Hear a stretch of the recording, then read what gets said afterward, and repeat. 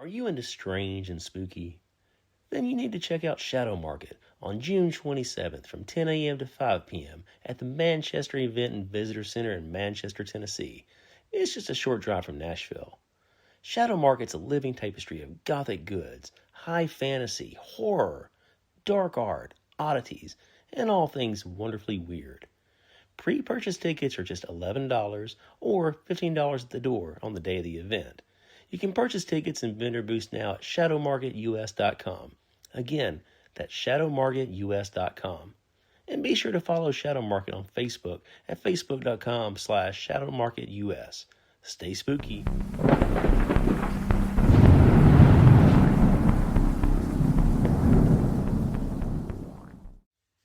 Welcome back to Southern Ghost Stories. I'm the American Haunted historian, Alan Searcy. So I meant to talk about this earlier in the week, and it's just been so chaotic getting back from Lexington and all, but I enjoyed getting to meet some of the listeners of the show at Spawn of Scarefest in Lexington, Kentucky last weekend. It was so cool. Everyone was so friendly, and it's always fun to get to talk to you guys. Usually it's just me, kind of one-sided conversation, telling about weird, spooky stuff I write about, but it's fun when you guys come up to me and tell me about stories you like or things that happen to you guys. So it's I appreciate every single one of you guys, and if you see me out at an event, come say hello, man. It's always fun interacting with you guys, and y'all are the reason I get to do this. So my next big event will be CreepyCon in Knoxville, Tennessee. It's July 31st through August 2nd, and it's one of the biggest horror conventions in Tennessee. This year they're bringing in Kane Hodder and Bill Moseley and a whole bunch of other celebrities. Our theme this year is villains, so Felissa Rose and all these bad guys from the movies, from the horror movies, are bringing those in for autographs and photos. So it should be a lot of fun. I hope to see more of you guys out there. So yeah, July 31st, August 2nd, put it on your calendar. Come to Knoxville, hang out with me. So today's show, we're stepping into one of the darkest and strangest chapters of American medical history. A world where grave robbers stalked cemeteries under the cover of darkness, where freshly buried bodies could disappear before sunrise, and where medical students secretly dissected corpses stolen from the graves only hours after the funerals. This is one of those stories, body snatching. You guys know I love a good grave robbing story. At the center of today's tale is one of the most bizarre men in 19th century St. Louis. It's Dr. Joseph Nash McDowell. So McDowell, he was a brilliant surgeon. He was a controversial professor. He was a Confederate doctor during the Civil War. And he was also a man rumored to communicate with spirits. And according to legend, a physician protected by the ghost of his dead mother while armed men searched his medical school for the corpse of a stolen girl. Tonight we're talking about grave robbing, resurrectionists, cadavers, anatomy schools, and the horrifying reality behind 19th century medicine. Because before doctors could save lives, they needed bodies to cut apart. And in the 1800s, there were never enough corpses to go around. Modern people often forget about how primitive medicine still was during the early 19th century. Before antibiotics, before anesthesia became common, before germ theory was widely accepted. Medical schools depended heavily on anatomy training because surgeons had to learn by physically dissecting the human body. There were no realistic models, no digital simulation, and no advanced textbooks capable of replacing hands-on experience. If a doctor wanted to understand the human body, he had to have a corpse. And that created a massive problem. In most parts of America and Europe during the 1800s, obtaining cadavers legally was incredibly difficult. Laws often allowed medical schools access only to a few bodies, those of executed criminals, and executions simply did not produce enough corpses for the exploding number of medical colleges opening around the country. By the mid-1800s, America had become obsessed with medical advancement. New schools appeared in cities everywhere. Young men poured into anatomy programs hoping to become surgeons and physicians. But every anatomy class required bodies. Lots of bodies. One corpse might be dissected repeatedly by dozens of students. Sometimes schools needed hundreds of cadavers annually just to function. And there was really only one solution: steal them. And so began one of the strangest criminal underworlds in American history: the resurrectionists, grave robbers, body snatchers who specialized in stealing freshly buried corpses from cemeteries and selling them to medical schools. Most people imagine grave robbing as something done for jewelry or valuables, but professional resurrectionists back in the 1800s had no interest in rings or coffins. In fact, stealing possessions from a grave often transformed the crime into a felony. Technically, many places viewed the corpse itself as having no legal owner, creating bizarre loopholes in the law. So body snatchers developed careful methods.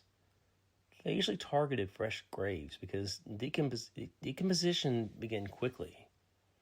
Working at night, they would dig only at the head of the coffin instead of uncovering the entire grave.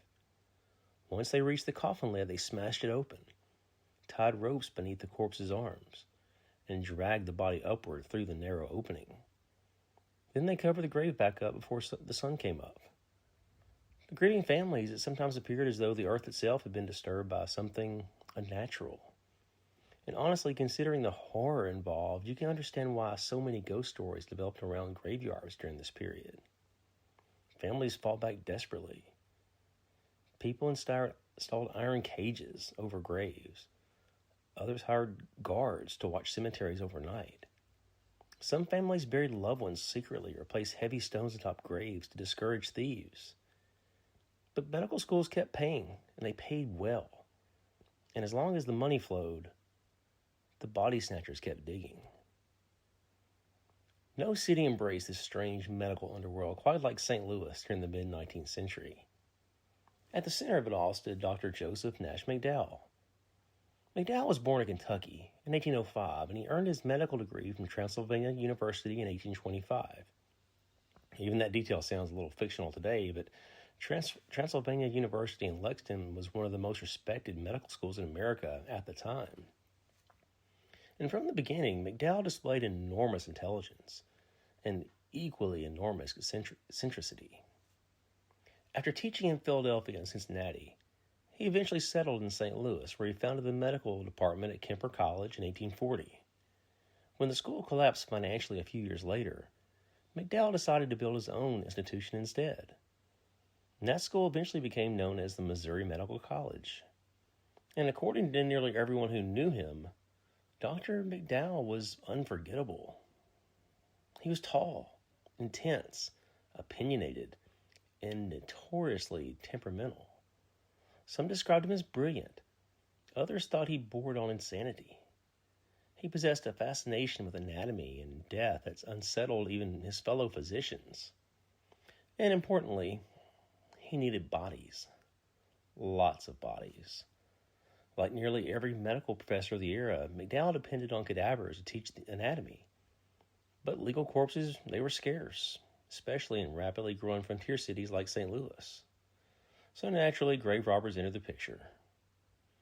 One of McDowell's associates was a notorious body snatcher named Ernest Doakey. We talked about him on previous shows. And he was remembered as the Prince of the Body Snatchers. It's a title the newspapers gave him. Officially, records indicate Doakey managed the school's mortuary operations, but unofficially many believed he robbed the graves regularly to supply cadavers for the anatomy classes. And honestly, that belief was probably true, because nearly every major medical school during the period relied on body snatchers, whether they admitted it or not. Poor people, immigrants, African Americans, and marginalized communities suffered disproportionately from grave robbing. Body snatchers targeted certain cemeteries where families lacked resources to protect the graves. Potter's fields and African American burial grounds were especially vulnerable during this time. For grieving families, the fear was unbearable. Imagine burying your daughter one afternoon and discovering her grave empty the next morning. And that terror became very real in St. Louis. And according to the local legend there, it nearly got Dr. McDowell killed. One of the most famous stories connected to McDowell involved a young German girl who died suddenly from illness sometime during the mid-1800s. And shortly after her burial, her grave was robbed. The corpse had disappeared, and naturally suspicion fell upon the medical schools. So the girl's furious family and several armed German men began investigating the colleges around St. Louis looking for her remains. Meanwhile, Dr. McDowell, he allegedly had possession of the cadaver inside his Missouri Medical College. One night around 9 o'clock, McDowell received warning that an angry mob was heading towards the school, and panic set in immediately. If the men discovered the girl's body inside the dissecting room, McDowell's life could be in serious danger.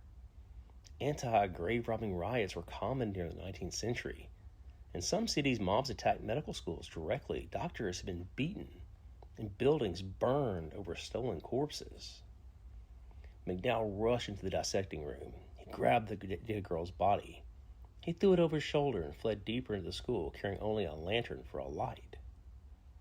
Imagine the scene. Dark hallways, the smell of chemicals and decay. A doctor sprinting upstairs carrying a corpse while armed men approach outside. And then suddenly, his lantern went out. McDowell relit it again, and he continued to climb. The light died again, but this time, he had no matches left. At that moment, he heard German voices outside the building and believed the mob had arrived. Terrified, he stood trapped in darkness, holding the stolen body. Then something impossible happened. McDowell later claimed he saw the glowing apparition of his dead mother standing nearby, motioning for him to follow her. Whether hallucination, stress-induced vision, or supernatural experience, the image deeply affected him. The ghostly figure supposedly guided McDowell through another corridor toward a hidden staircase leading to the rafters above the building. He climbed upward and he hid the corpse inside the loft just before armed men stormed into the school. But the danger, it wasn't over. As McDowell descended back towards the dissecting room, he encountered the mob searching floor by floor, and he had nowhere to hide. Then, once again, he heard his mother's voice, calling to him, guiding him. Desperate, McDowell climbed onto one of the dissecting tables. He pulled a sheet over himself and pretended to be a cadaver among the corpses awaiting dissection. The armed men entered carrying lanterns. One by one, they uncovered bodies searching for the missing girl.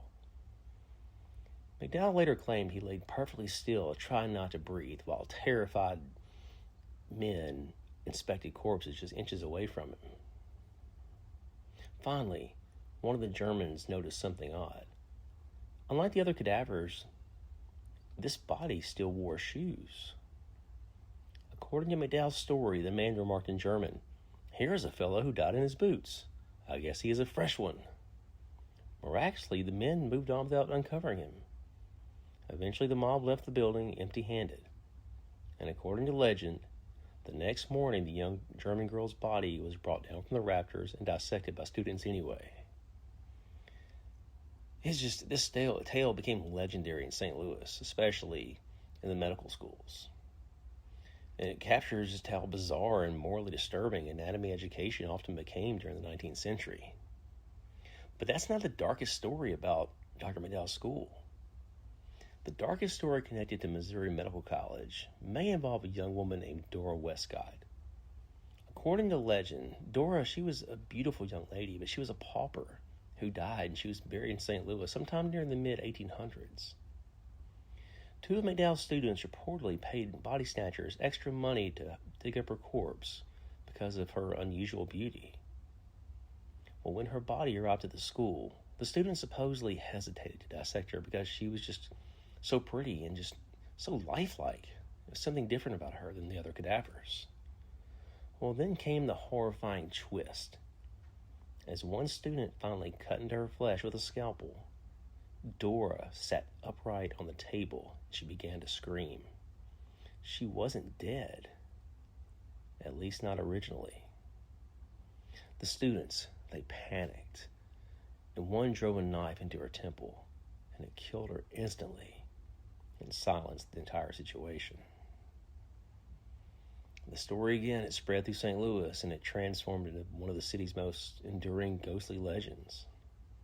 People claim Dora's spirit wandered the corridors of Missouri Medical College at night. Students reported hearing footsteps, whispers, and crying near the anatomy rooms. Some claim to see a young woman in white drifting through hallways where dissections once occurred. Again, who knows if this is true or something got passed on down, but it's just a wild story that never went away. And that's what body snatching did to society. It blurred the line between science and desecration. I mean, to be fair, anatomy schools truly did advance medicine enormously during that time. Without cadaver dissection, modern surgery might have developed far more slowly. Doctors learned how organs function, how blood vessels connected, how disease spread through the body. Countless lives were eventually saved because physicians studied anatomy carefully and with those cadavers. But the cost, man, it was horrifying, especially for poor communities where graves became hunting grounds for resurrectionists. And eventually public outrage forced change. By the late 19th century, many states passed anatomy acts allowing medical schools legal access to unclaimed bodies from hospitals, prisons, and poorhouses. Grave robbing slowly declined as legal cadavers became easier and easier to obtain. But by the end, the damage had been done. Entire generations grew up terrified that loved ones might vanish from graves overnight. And medical schools developed reputations bordering on monstrous. Dr. McDowell himself remained controversial until the end of his life. During the Civil War, he sided with the Confederacy and eventually became Surgeon General of the Confederate Army of the West. Federal authorities seized the medical school during the war, and they converted it into a military prison. After the war, President Andrew Johnson pardoned him and allowed him to return to St. Louis. McDowell continued to serve as the dean of the school until dying of pneumonia in 1868. Today, the old Missouri Medical College, the site no longer exists. There's a parking lot near the Purina headquarters that occupies the property now. But stories about the building never disappeared. People still talk about the ghost of Dora Westcott wandering the corridors, about McDowell's mother protecting her son from an angry mob, about stolen corpses hidden in rafters while anatomy students waited below. And honestly, perhaps no other period in American history combines science, horror, and supernatural quite like 19th century medicine. Because before doctors could heal the living, someone had to steal the dead. And if you enjoyed this episode, check out my book, Ghost Stories and Graveyard Tales St. Louis. It's where I dive deeper into the haunted history of St. Louis. So many great stories, from the Limp Mansion to the Campbell House. The book's available on Kindle, and if you have Kindle Unlimited, you can read it for free. Can't beat that. It's a pretty good deal. Also, speaking of books, don't forget my new book, Pistols Red River. It's available now. You can grab a copy at Amazon. It's also on Kindle Unlimited. Another thing, have you guys been to MonsterCityMadhouse.com yet? Their new creature from the Black Lagoon shirt, man, it's a whole lot of fun. Who says monsters can't have a work-life balance? The Lagoon Life shirt celebrates everyone's favorite gill man living his best swamp life with his family. Whether he's teaching the kids to do the backstroke or just vibing around the lagoon. This tee proves that even creatures from the deep deserve a tropical vacation. It's perfect for horror fans who appreciate a little domestic bliss, monster style. And don't forget, use promo code SAVE10 to get 10% off your order. That's right, SAVE10 gets you 10% off your order. And if you haven't already, make sure you're following the show and subscribe wherever you listen to the show, Spotify, Apple Podcasts. Leave a rating if you can, and share the show with somebody who's into true crime, ghost stories, or weird stuff like grave robbing. Those reviews and sharing the show, man, it matters more than people think. Also, be sure to follow Southern Ghost Stories on Facebook and Instagram, and you can send me questions and comments. I plan on doing a Q&A show here pretty soon. I love hearing from you guys, and I like answering your questions, so those are always a lot of fun to do. And also, don't forget the big shadow market coming up June 27th at the Manchester Event and Visitor Center in Manchester, Tennessee. It's just outside of Nashville. Shadow Market's a living tapestry of gothic goods, high fantasy, horror, dark art, oddities, and all things wonderfully weird. Right now, tickets are just $11, but they'll be $15 at the door, so get your tickets now. You can purchase tickets and vendor booths at shadowmarketus.com. Be sure to follow Shadow Market on Facebook, facebook.com, shadowmarketus. So thanks for listening to Southern Ghost Stories. I'm Alan Searcy, the American Historian, and I'll see you guys next time.